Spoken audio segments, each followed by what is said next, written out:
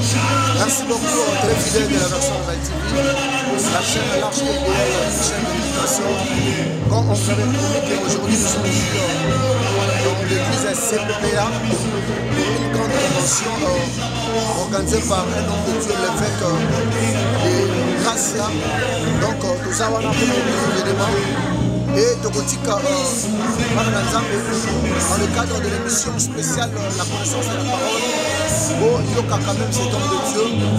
Le thème est que es-tu ministre de la parole ou tu as un art à toi? La personne qui est ministre de la parole, il faut aller à la arme au Katitaye. Et je vais laisser quand même écouter cet homme de Dieu pendant quelques minutes. Si je parle même langage avec mon réalisateur Olivier Mbouangui, Olivier Léa, balancez bien le de la version TV afin d'écouter cet homme de Dieu. Let's go.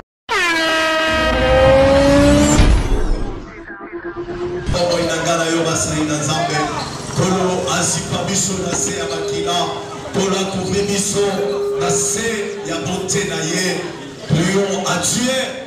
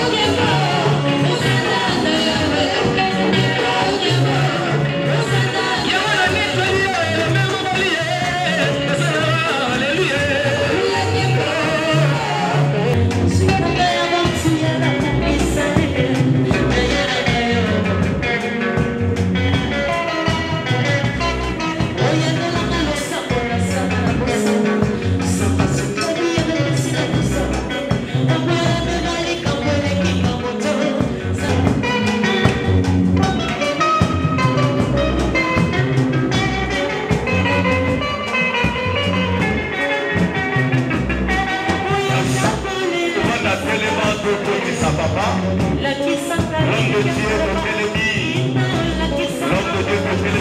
sa papa est condamné.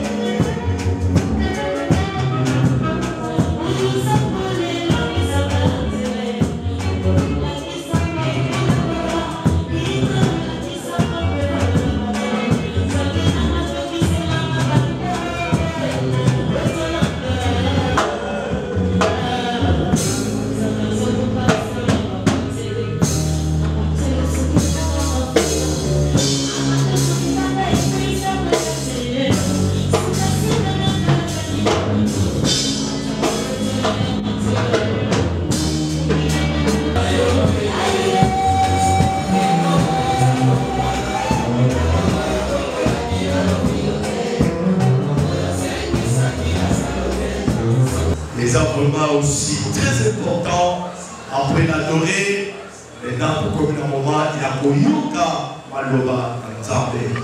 Là, Tobeki CG, Pasteur Claude, où il a vraiment disposé pour la représenter le matin.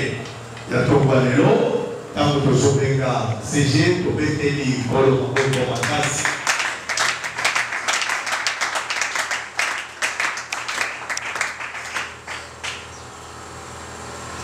Amen. Amen. Nani makozi? Soki azakolo na biso to betele maboko makasi. To betele na Seigneur maboko makasi ko ya biso. To betele mo ya lelo. Merci beaucoup. Lelo est la première jour. Il y a conférence na biso. Oyo to leki. Oyo pai na Nzambe na nzela ya mosali na ye.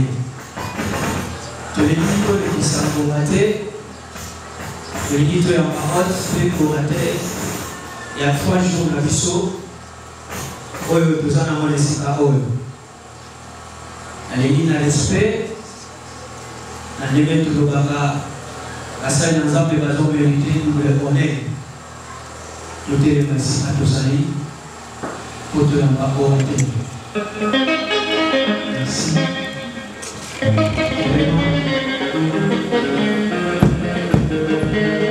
José Ayo Otelema,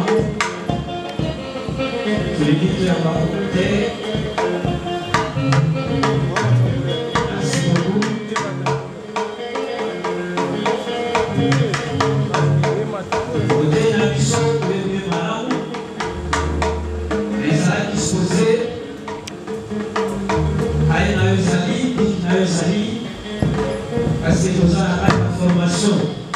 Les affrontements aussi très importants après l'adorer, maintenant pour comme un moment il a koyoka maloba nzambe. Là, Tobeki CG, Pasteur Claude, où il a vraiment disposé pour la représenter le matin. Il y a Tobalelo, tant que Tobenga CG, Tobeki, Kolo, Makas.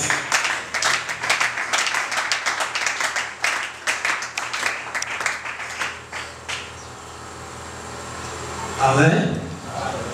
Amen. Nani makozi? Soki azakolo na biso to betele maboko makasi. To betele na Seigneur maboko makasi ko ya biso. To betele mo ya lelo. Merci beaucoup. Lelo est la première jour. Il y a conférence na biso. Oyo tolingi. Oyo pai na Nzambe na nzela ya mosali na ye. Tolingi tolekisa ngonga te, tolingi toya marote mpe ngonga te ya 3 jours na biso oyo toza nango na esika oyo. Nalingi na respect Andeme tulobaka asali na nzambe bazo mérité nous le honneur. Nous te remercions à tous amis pour te l'embarquer. Merci.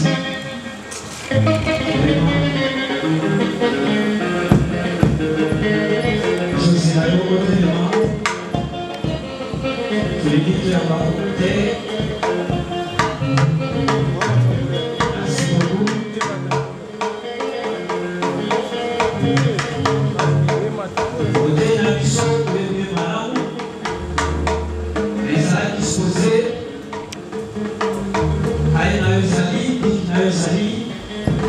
Parce que nous avons la formation.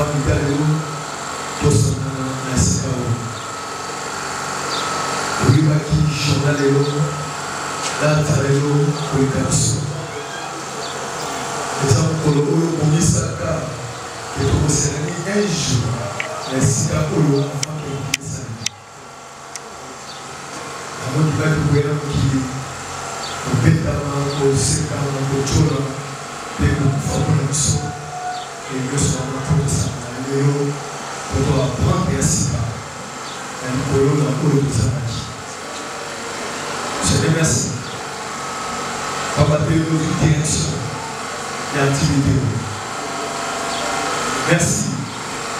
Papa, tu es continue à monter. Je vais utiliser tout ça pour qu'il y ait la mission de la part. Seigneur, merci. Et ça, il y a un molai, on le règle de souper dans la boca. Et c'est par la grâce du Seigneur. Et ça, il y a un molai dans le colo.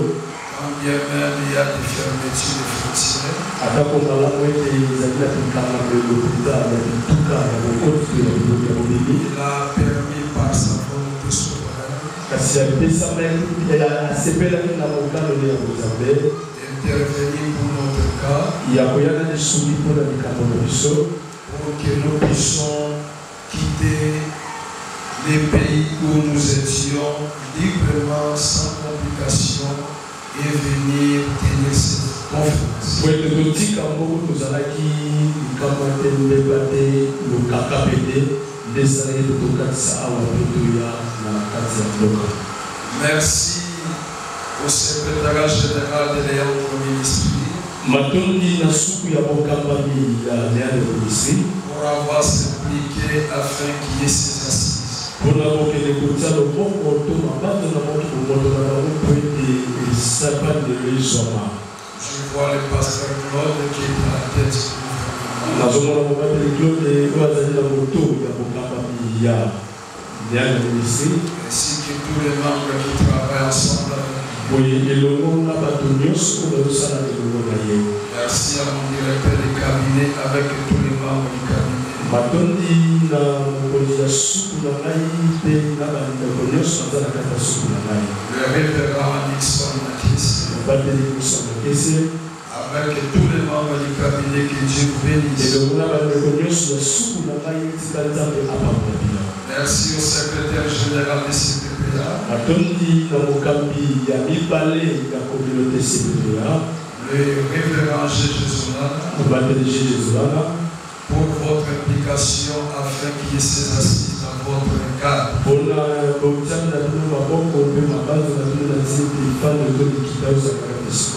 Ainsi que tous les pasteurs des CPPA. Et le bon papa de nos soeurs CPPA. Et sans oublier le pasteur du siège de la montagne de Sion, le révérend général Chimambi.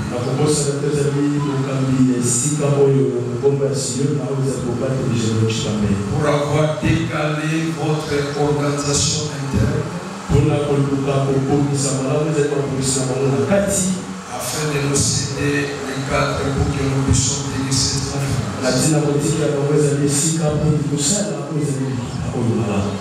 Merci à la présence rayonnante du président provincial de la LRDC.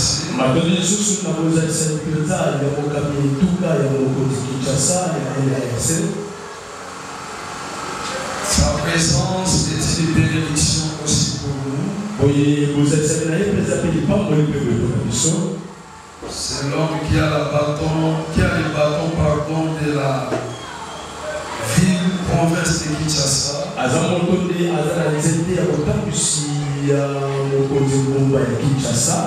Honorable Jean Mabao, soyez béni au nom de Jésus. Je dis merci à toute la lignée de Léandre qui sont ici et qui ne sont pas encore là. Merci à toi qui as accepté d'abandonner toutes tes occupations pour venir assister à cette conférence. Merci à la direction de la presse qui est coordonnée par le docteur Chrétien. Sans oublier la direction du protocole musique sécurité, l'administration, logistique, Sion Musique Papariguel, accueil, direction de restauration. Que le bon Dieu vous bénisse. Notre présence à ce moment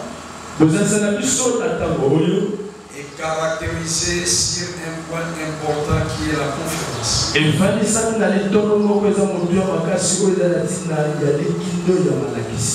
vous allez me permettre de tenir cette conférence par rapport aux normes de la conférence.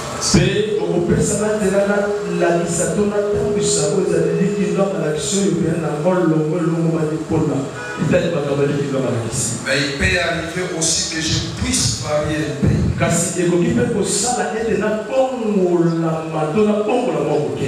Mais j'aime plus rester dans le casquette de la conférence. Nous avons un thème qui nous est présenté. Ce thème est intitulé Es-tu ministre de la parole? As-tu l'âme? Où est ton âme? Il nous serait difficile d'exploiter tous ces données de ces sujets pendant ces 3 jours.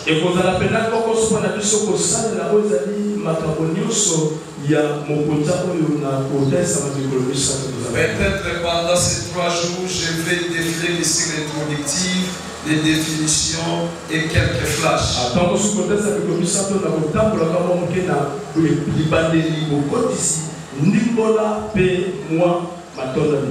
Nous avons disposé des syllabus qui se trouvent au secrétariat.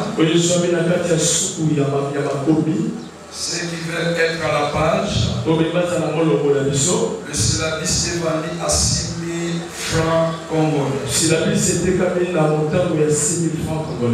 Nous avons voulu rabaisser les prix pour permettre à celui qui va désirer de posséder les syllabus d'avoir ces syllabus. Ok, donc syllabus, nyonso, il y a la sujet nyonso, il y a la sujet modèle, la sujet zawana, les autres comme la montagne, il y a 6 000 francs. Papa le bien que Tolilaki Kokitisa, Motambo et Okoke, Pepesa, Motono Sotela, Pendigisa, Asoma, Natalita Zanamolongo, Natambo et Malaxé de Pesa. Alors, comment se dispose le sujet de la conférence? Le Lénini est pour Sami, peut-être Zamolongo, Bamokonda, il y a Malakista Bishop Kindolo. Grand partie A. Nous allons parler de l'introduction aux définitions des mots techniques.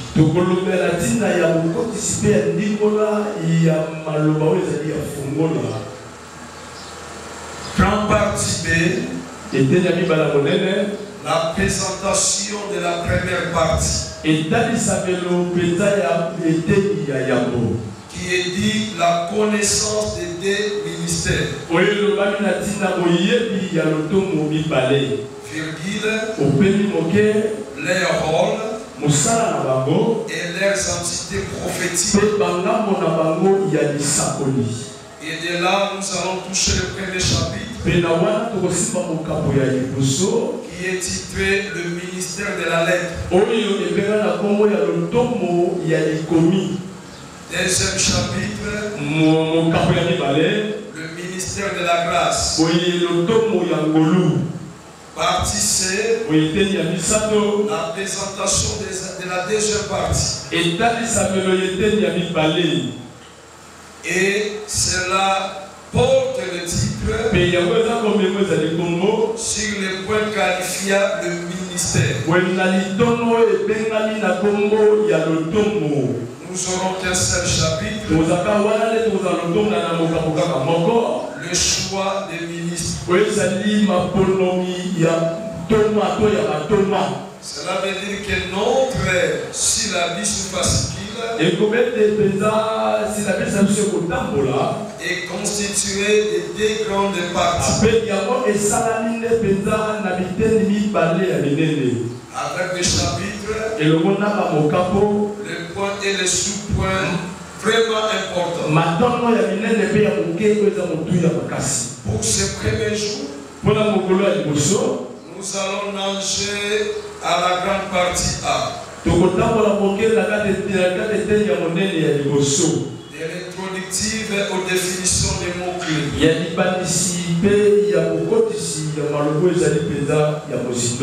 Bien-aimés dans le Seigneur, nous connaissons tous que le ministère est une charge confiée à une personne.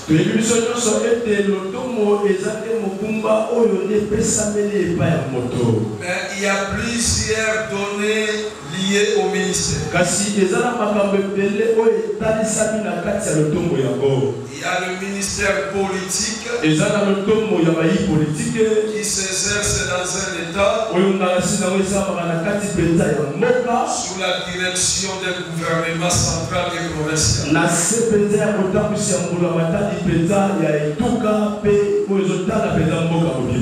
Il y a le ministère lévitique faisant partie de la disposition du sacerdoce aronique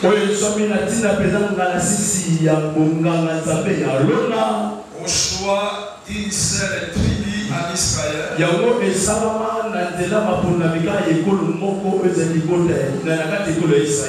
Et qui a des normes spécifiées seulement à la nation d'Israël.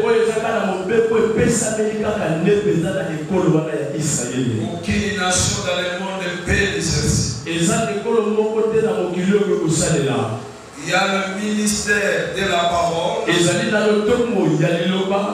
qualifiant la réalité de la vie de l'Église.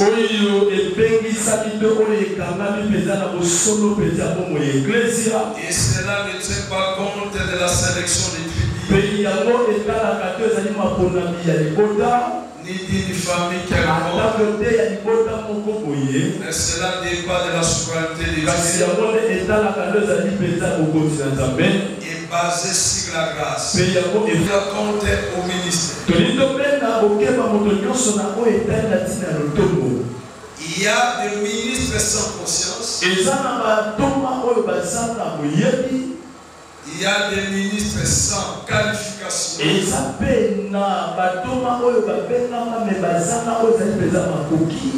Il y a le ministre aussi sans l'établissement. Ok,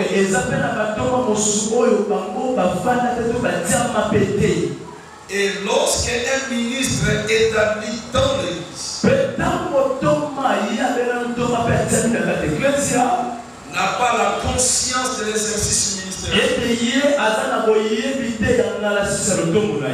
il fera de n'importe quoi. Parce qu'il ne comprend pas ce qu'il est au juste. Il ne peut pas se gérer lui. Et il aura des difficultés pour gérer les membres que Dieu lui a donnés. Beaucoup exercent le ministère aujourd'hui, mais sans conscience. Il ne connaît pas que le ministère c'est une responsabilité qui lui est donnée.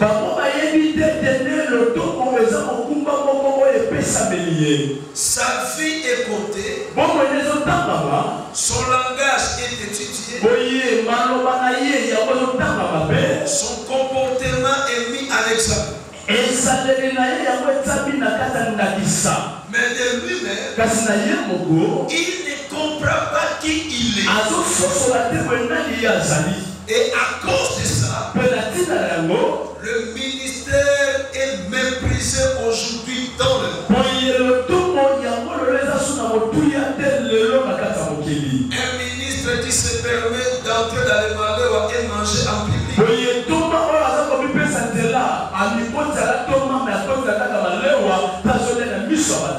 Un ministre de la parole qui se promène avec de la gomme et il est libre, il est joyeux, il va faire les randonnements d'un quartier d'une commune.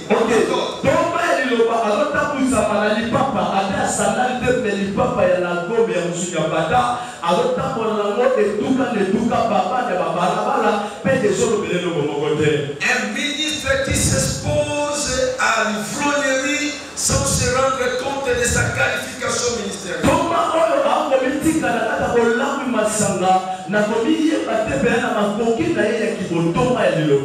Un ministre qui se tient du haut de la chair, prêchant avec le climatiseur, le poil exposé devant les adeptes, il n'a pas la conscience de qui il est au juste. Le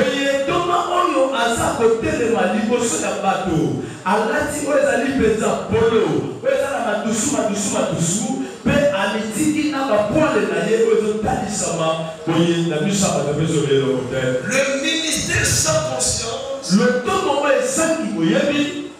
aujourd'hui se présente comme un danger de l'église.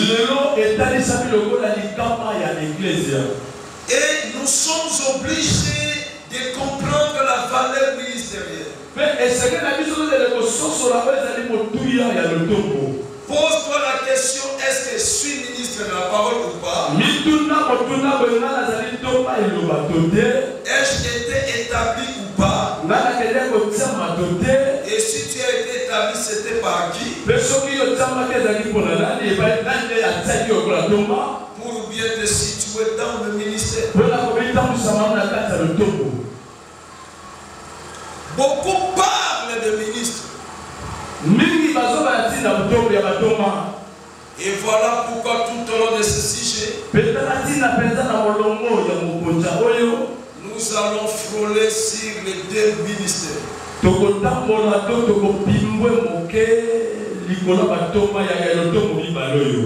ministère de la lettre et le ministère de la grâce.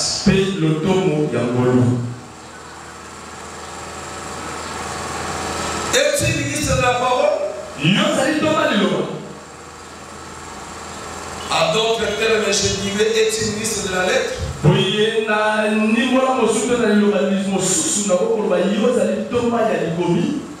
Parce que beaucoup de ministres exercent le ministère dans l'église, mais étant des ministres de la lettre, mais non des ministres de la parole.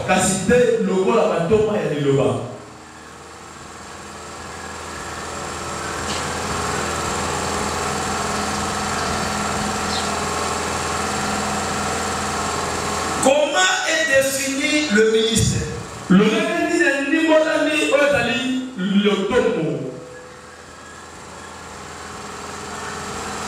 Par la qualification des ministres.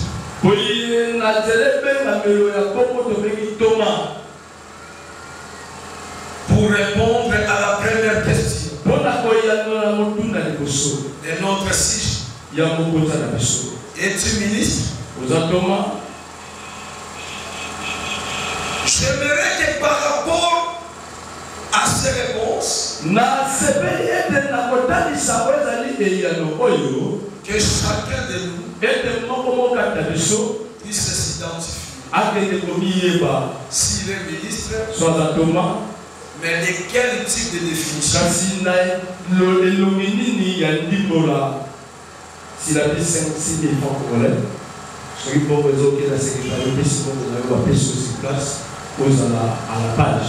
Nous aurons 4 définitions différentes. Et ce sont des définitions techniques liées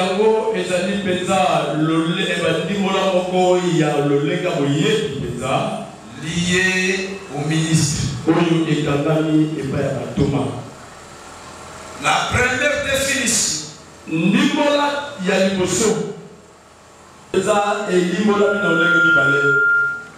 Maintenant, quoi de la définition simple?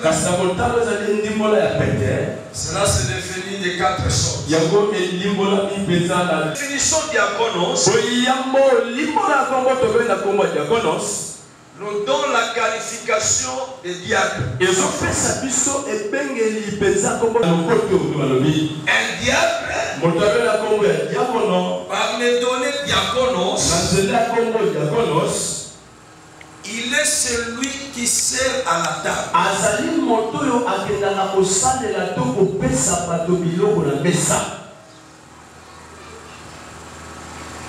Pour qu'il y ait un service pour lui,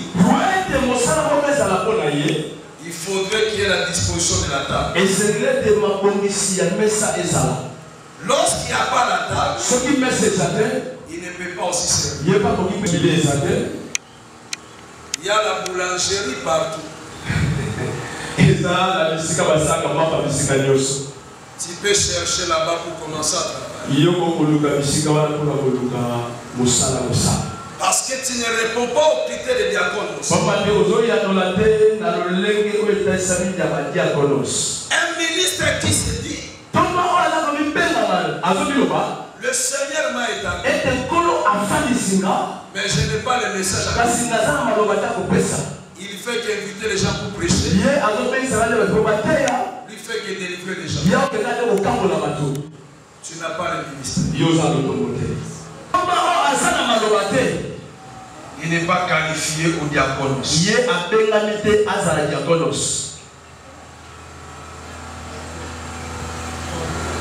Pose-toi la question. Je suis ministre ou je ne le suis pas? Une petite réflexion. 2 Corinthiens chapitre 3, le verset 6 à 9. C'est à vous de jouer. 2 Corinthiens 3, 6 à 9. Nous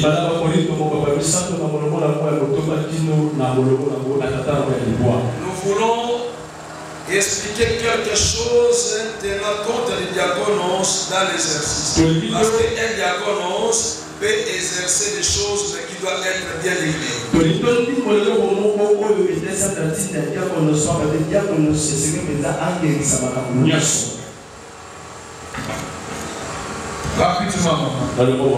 Cortège, boye. Là, ici, on a le de grâce à Jean pour ça qui popularise. Là, on a beaucoup Mokona koti na moka papa tozali ya toujours apporter mon avis tout le monde qui sera là où ils sont ici la vie nazala pour savoir où sont la joie namo boss na wapi. Ma question c'est de savoir parce que papa Kambi différence entre pasteur de l'esprit et pasteur de l'autre. Ministère de l'esprit et Ministère de l'esprit et ministère de la lettre. Je veux savoir, un pasteur qui concentre son fils dans l'église, le pasteur que le pasteur a mis dans l'église, alors la continue le ministère de la lettre, toi esprit. Voilà la première question. Deuxième question, quand tu participes à Moko, on ne parlait pas de lecture gauche, on parlait de lecture qui a. Différence entre lecture qui a et la lecture gauche. Le ministère de la lettre est une disposition du temps. Oui, le tomo, il y a ma commis et ta ligne, ma commission, il y a tel pays. Cela ne concerne pas l'église. Il y a où est l'église? On parle du Seigneur. Ok. La voix est Saint-Esprit. Amen. Il faut bien préciser. Parce que le Saint-Esprit n'établit pas l'église. Le Saint-Esprit donne les dons. Il établit seulement les événements. La disposition et la loi. Ça concerne les dents, les temps. Ouane Zaïna, autre sacerdotal, lévitique, caractérisé dans la lignée. Azara qui établit par la loi. Mais biso l'église, tout ça établi par l'esprit, parce que l'église est botami dans l'esprit. Israël est botami dans la loi. Deux entités différentes. Mais la grande importance est dit à sa consécration à l'éternel. Donc le message qui est caché dans le nombre 40, c'est le message de la consécration. Voilà pourquoi aussi avec Jésus, pour commencer son ministère, il a fait 40 jours et 40 jours. Le nombre 40,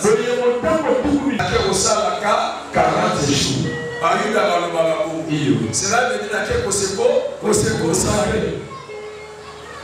Mutu oya yebi talobi kende na kela bosala 40 jours place aki. Mais mutu oya yebi les hébraïsmes a dit que akei ko se consacrer par nan et pas Nzambe. Oyo dinga papa. Donc ça va même les hébraïsmes, les expressions divines. Yango lokola moko ba internet na lobby à Kobe pour ça la 40 net littéralement. Mais ce qui concerne c'est le fond. Et ça l'homme d'accord, il y a conséquence. Donc il y a des gens qui le temps molini otika nyos. Omika bapanza bana osala jour moko. Après osala 1 heure du temps. Yebisa ba tu na yo osala 40 jours. Mon temps a eu le langage pour comprendre que ok pour se consacrer par nan et pas ça même pour abandonner le logonyo. Yes. Deuxième question. Vous allez voir. Ce qui fait élu aussi sur moi soit consulat. Monsieur Galbalé. Ça c'est politique. Nous devons pas risquer à Zalani. Ça peut arriver. N'a pas papa parce que Kambabiso. Souvent, on va faire un ministère évangélique et un ministère qui est par rapport à pastorat. Au Bible, il a donné les aides comme. Natchaka, moi, nous, le évangéliste, on a mon ministère en été. Avec l'État, tant le ministère est copima, net au monde, soit qui évangéliste, comme prophète, pasteur, ainsi de suite. Ce qu'on a moutolo, il y a beaucoup de choses parce que Alinga qui moussalang. Ou soit papa ne ate azaki ne loko moko to chaipo a olobaki. Et que Alingi Moussala, moi c'est retrouvé vraiment que Azane a monté et qu'Alingi a monté. Ce qu'on a battu à bon conseil ni au Pessi Bango pour Alingi Moussala, on va mériter à monter. Pour autant ici, il faut pas boulangerie. Et que à aucune boulangerie et Alingi Ka Moussala. Or c'est à forger, on devait forger. Merci. Parmi les 5 ministères, il n'y a pas un ministère qui est plus grand que les autres. Amen. Tous les 5 ministères et aucun.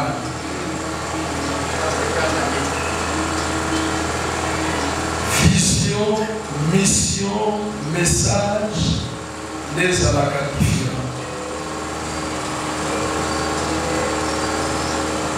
Ce qui tokotia ministère moko likolo ya bamisusu, c'est que Yesu va s'aller confusion. Parce que Ephésiens 4, ça dépend des traductions. D'autres traductions disent qu'il a établi les uns comme, d'autres il a ordonné, il a donné aux uns de devenir.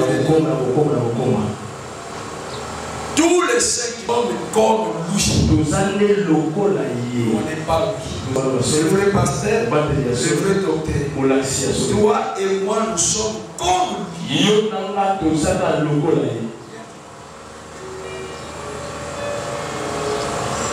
Jésus, par le ministère apostolique, il n'est pas inférieur au ministère prophétique.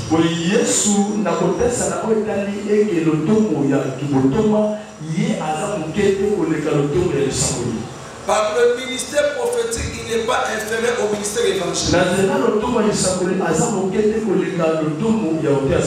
Par le ministère évangélique, il n'est pas inférieur. Moutou Oya Yebi Kebacha qui est ministre pour l'amour. Mais yo Yebi vous avez un message. Au cours de la tata, on va se rassasier dans Rwanda. D'abord, on a établir on a respect. On a la question à la conférence. On a vu ce que ça a été en tout cas, je regrette. Azana faute, on est réalité des fautes. Nous sommes que Rwanda, au tout les gars, papa Moninga, l'église, tout y a Rwanda. Azaki producteur, il y a Baoke Jazz, il y a l'orchestre Kalakala, Bafika Jazz. Je crois que c'est un bon modèle. Tant que ça, il y a des rénové. Il y a des pour soutenir. Ce qu'on a manifesté pour le thème de penser que pour la salle de Zambia, par public. Abil Lelo, Naza Oguli Sayo, Ozoko Manata. Oye la nama futa lekisiwa. Nami Sabatatouni. Pona yo, Nazo Oguli so pasteur, Lelo. Yesu Azana, Abi Yesu Abuninga. Batuti Badela aussi. Abanda Otula Yesu Azana, Yesu Abuninga. Yewa Abitiro Naza Mukontina Nai. Azan Muninga, ba PC comme papa Muninga. Et dans son église, Azan pasteur Atier, a choisi le pas où et c'est comme ça qu'on travaille avec ses papas. Zomisa Moutouna la place. Yo poyeli koza na yo ministre de la parole était. Dans nous sommes dans le karatéka, qui est né au côté de la armation, ça qui karaté, on peut la Congo va trouver, et vous allez honneur à la République. On nous connaît aujourd'hui dans la carte ministère, on va la repérer, ça va passer à Oura, à Tchouki. Que Dieu vous bénisse.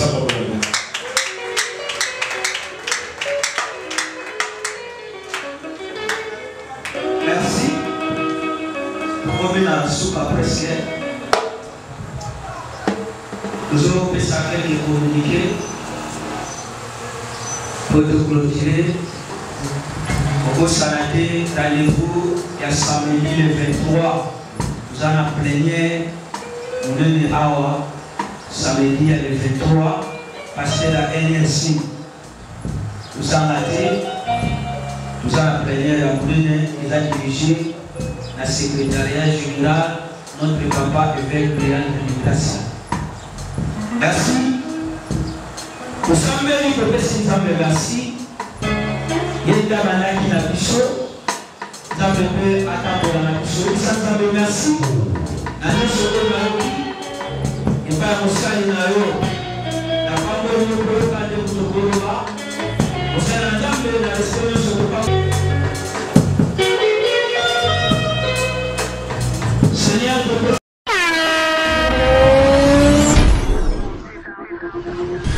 Ayez, Nigneye, version Nouvelle TV.